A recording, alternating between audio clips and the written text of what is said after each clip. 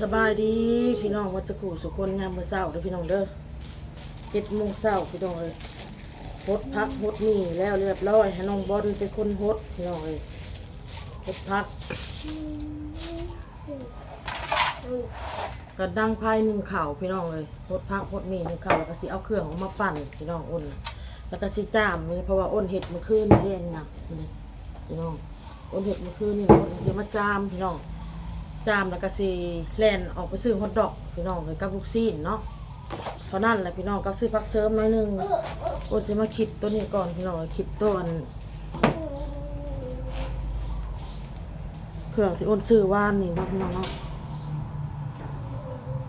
เขาต้องไล่ทุนเฮาพี่น้องเลยทุนเฮาเท่าไรเฮาขายได้เท่าไรหนะ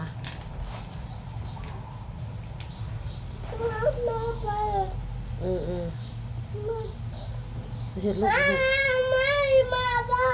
กไปหาบอลไปลูกไปจะสอแม่ไปลูกไปวนขนาดเลยออโต้ไปหาบอลยังวะ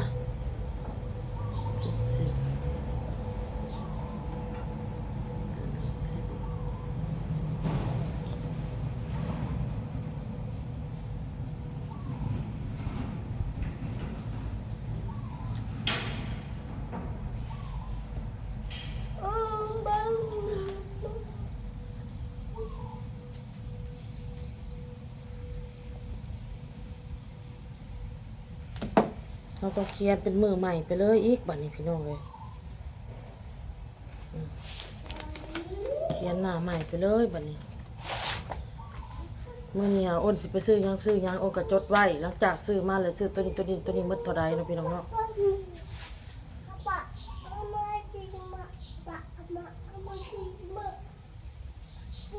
บอลไปหาบอลไปหาบอลไปมีวันอาทิตย์นะพี่น้องเนาะ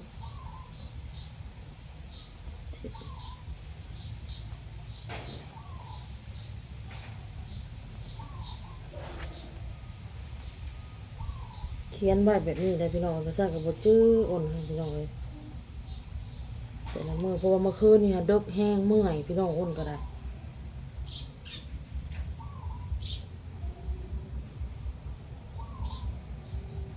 ช่องหาจดออกเลย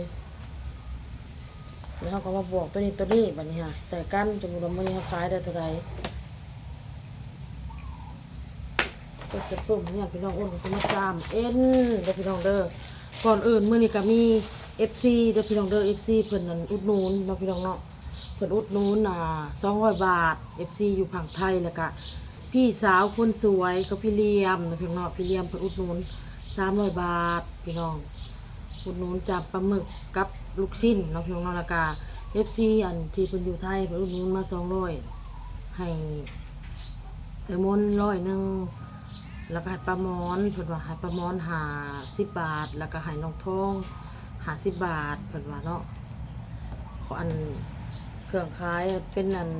ลูกสองลูกสิ้นประมาณนี้แหละพี่น้องเอ้ยก็ก่อนอื่นอ้นก็ขอบใจทั้ง2 ท่านเด้อขอบใจทั้ง2ที่อุดหนุนอ้นพี่น้องเอ้ยขอให้มีสุขภาพร่างกายแข็งแรงขอให้มีแต่ความสุขความเจริญเด้อปรารถนาสิ่งใดก็ขอให้ได้สิ่งนั้นเงินไหลน้องทองไหลมาขอบพระคุณหลายๆเด้อที่อุดหนุนอ้นพี่น้องเลยเดินทางไปใช้ก็ให้ตลอดปลอดภัย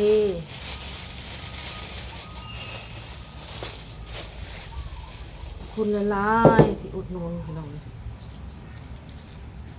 เอาใส่ตัวนี้ก่อนพี่น้อง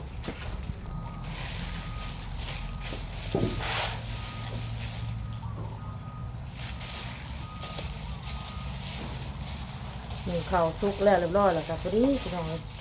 เอาเครื่องอยู่ในกระตะกร้ามาเทใส่ตู้ครับเก่งน้ำใจปั่นลูกเอ้ยถึกน่าละเทศมือเศร้าก็ถึกจมพี่น้องเลยเพราะให้ถึกจมได้อ้นใส่ซีเลยพี่น้องเลย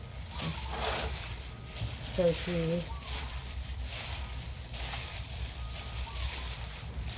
ถ้าจะให้แม่บอกแต่ละมือพี่น้องน้องบอลน่ะที่อ้นก็อยากให้พี่น้องเลยเหลือใจลูก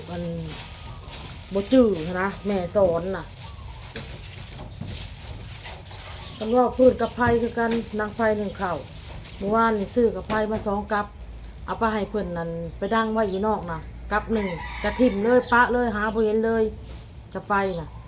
มื้อเช้านี่ให้ดังไผ่หนึ่งเข่าเพราะว่าเห็ดหีนออกน้ำมันนี่ยังเต็มแก๊สอยู่ยังอันน้ำมันอันกับไฟน่ะพี่น้องแต่หีนโพ่งออกเลยว่าเห็ดยังมันบ่ได้เป็นกากันมันต้องเป็นอย่างหนึ่งก็ต้องเป็นอย่างหนึ่งโลดนั่นเองบ่เป็นตานะพี่น้องเลยว่าพื้นน้องเล่นน้ำกันเล่นอยู่หันบ่ได้สนใจบ่ได้วนเลยวนวายบ่ได้สนใจ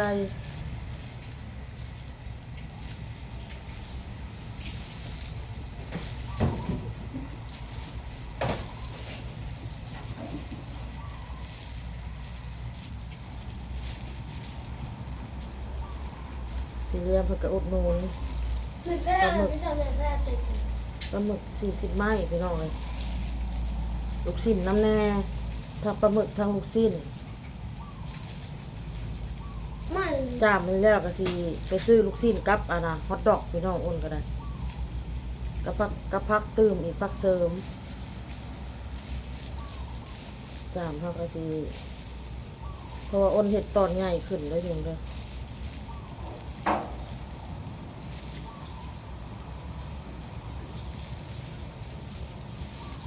หมู่อ้นเพิ่นนะเพิ่นโทรมาเล่นน้ำพี่น้องเพิ่นว่ามึงขายกันเครื่องกันอยู่ไซว่ะอยู่เซโนไปแล้วว่ะขายไม้เท่าใดเพิ่นถามอ้นก็บอกเพิ่นไม้2,000มึงคือขายถูกแท้อยู่พี่ไม้3,000พุ่นอยู่พี่ไม้3,000แล้วได้เฮ้ยว่ะจากหมูจอกหัวใจแบบมึงขายน่ะฮอทดอกสีอันเหลืองน่ะอ้นขายเมื่อวานไม้3,000นี่น่ะอยู่อันบนอันหมู่อันอ้นขายเลยไม้4,000เพิ่นว่า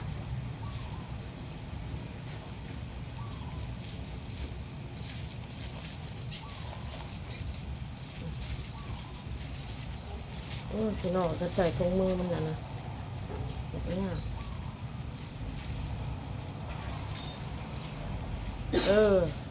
หูจักควมหรอวะ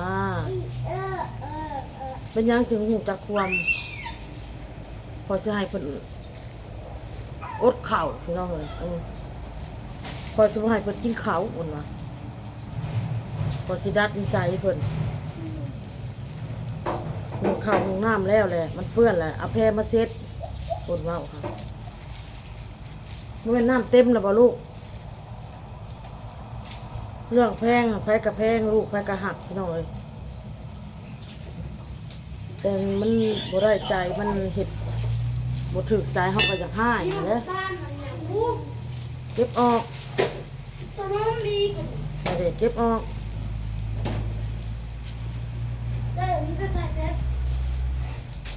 แม่ปัจจักจะเห็ดหันเห็ดนี่โง่หันโง่นี่น้ำเครื่องคายนี่แหละ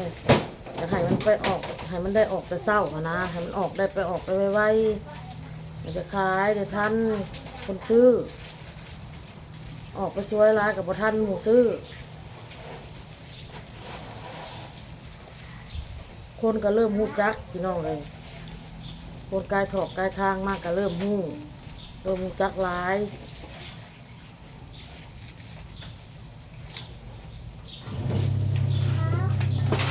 ใส่แผบแล้วบ่โอ้ใส่อีกอย่าไปลูกเอามาใส่จำว่าใส่จำมันจองหรอเอาใส่อีกลูกเป็นจางหรอเป็นเนาะเอาใส่อีกย่านอดเข่าพี่น้องเอ้ยย่านอดเข่าแล้วก็เสร็จชิ่งเสร็จยังแล้วแบบนี้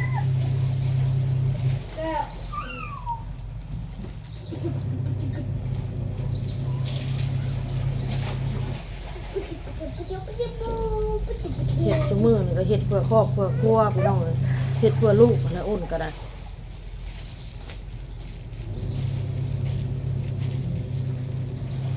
โตนี่ก็เล่นแต่น้ำจะเล่นร้ายน้ำนะอย่าเฮ็ด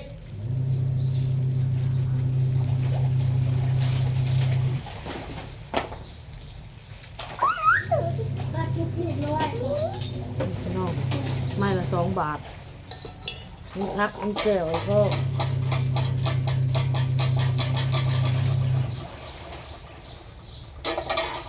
เบอร์จูจู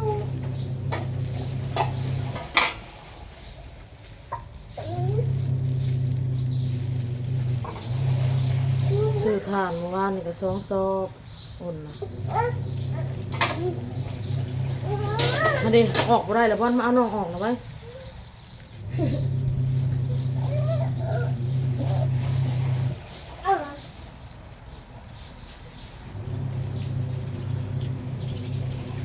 จามยากเลย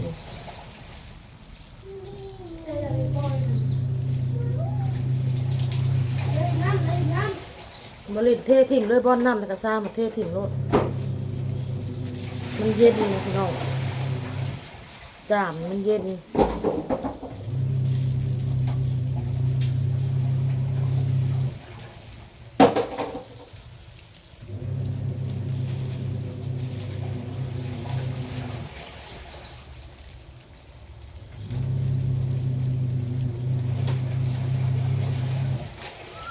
เราไปโรงเรียนแล้วเต็กพี่น้อง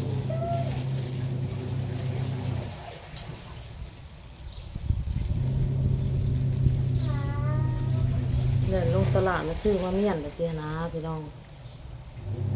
ตลาดซื้อมาไว้แล้วเฮาไว้เห็ดกลางคืนเขาหลังจากเฮาอันเก็บห่านเก็บหยังเข้ามาแล้วเฮาไม่เห็ดไว้ตื่นเข้ามาแล้วเฮาเอาไปขายโอ้ยเย็นพี่น้องเลยมันเย็นมึง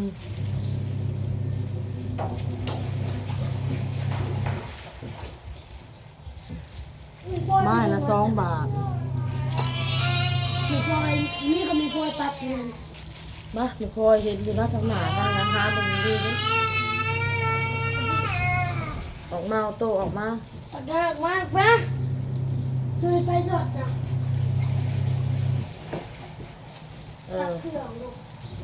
ปัดพื้นมันเปื้อนกับปัดซอยแม่ละวะตื่นมา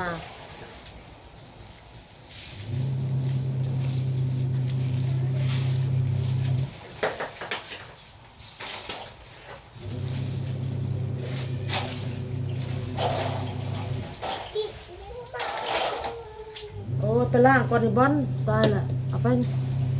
ล่างก่อนเอาไว้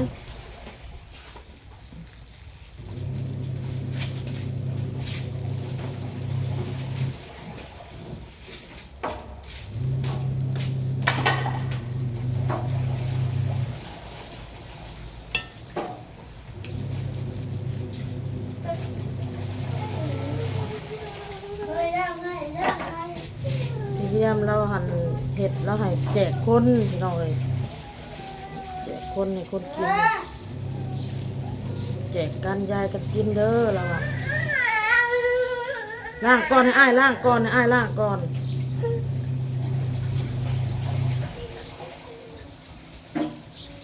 อ้ายล่างก่อนลูก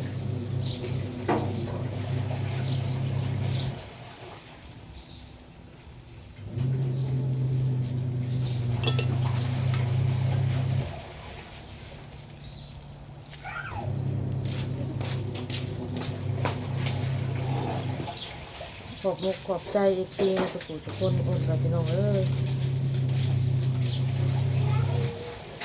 ใช่แล้วก็ต้องไปเต้นรถเก็บของ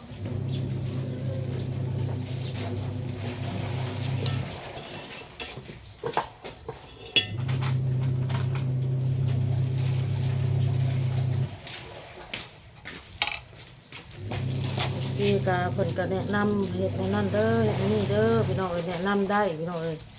คนบ่ได้ว่าดอกแต่บางทีพี่ว่าจะว่าพี่เจ้าการเด้อคนบ่ได้คิดเลยแหละแบบนั้นพี่น้องดีใจพี่น้องเอ้ยใจที่พี่เพิ่นแนะนำเฮาหั่นนะบอกเฮาปรับปรุงตัวนั้นเด้อเฮ็ดตัวนี้เด้อจะต้องเฮ็ดแบบนั้นเด้อ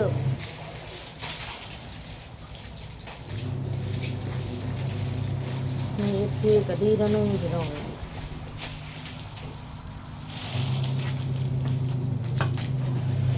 บ่ถูกเด้อเฮ็ดอันนี้บ่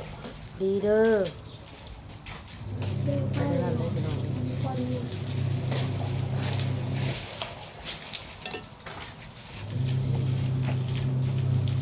ปัดคอยปัดให้หมดนี่น้ำมันขึ้นเล่นน้ำเอาน้ำมาไปใส่บอล มันจะเอาเลย ในวันก็เริ่มมาแล้วคันสวยๆแห้งหลายพี่น้องยาลูกยามันเห็ดยางบอล มันนะ มาเลยเล่นน้ำเปียกเลย มันก็จะเสียนะ ออโต้ยาเบิ้งมาเลยยาแม่เว้านี่ยาโน่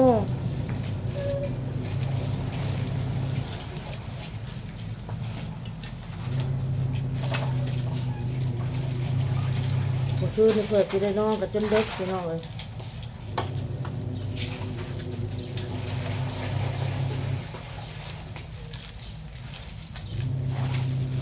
มักตัวนี้แล้วเราอ้นก็มานั่งอะไรอีกเสียบอีกสิ้นอีกเมื่อคืน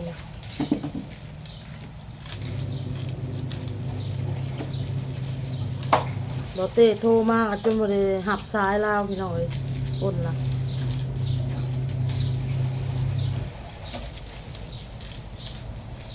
หนึ่งมาเขาก็จะเห็ดให้มันแล้วสองมาอ้นก็เห็ดคลิปนั่นแน่เมื่อคืนหลังจากแล้วโทรหาเราผัดบ่หลับสาย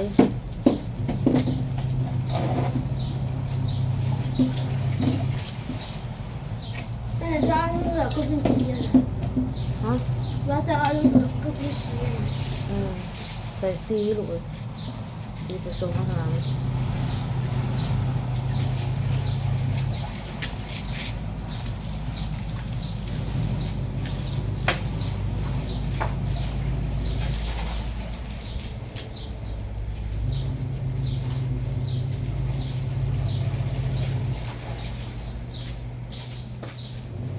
ว่าจีก็ลงไป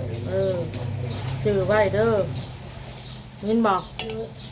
สิไปมือเขาเฮียนก็ตามจะไปโรงเฮียนค่ะช่วยแม่เพราะว่าแม่บนมีเวลาเห็ดแล้ว แม่ไม่วนเห็ดเครื่องคายเห็นบ่นี่บ่เห็ดให้มันแล้วนี่เห็นบ่เจ้าก็เห็นแล้วบ่น้องแน่โตกับซอแน่พี่น้องเลยเข้าใจแล้วเจ้าบ่เข้าใจแม่ใช่ใครมาเข้าใจ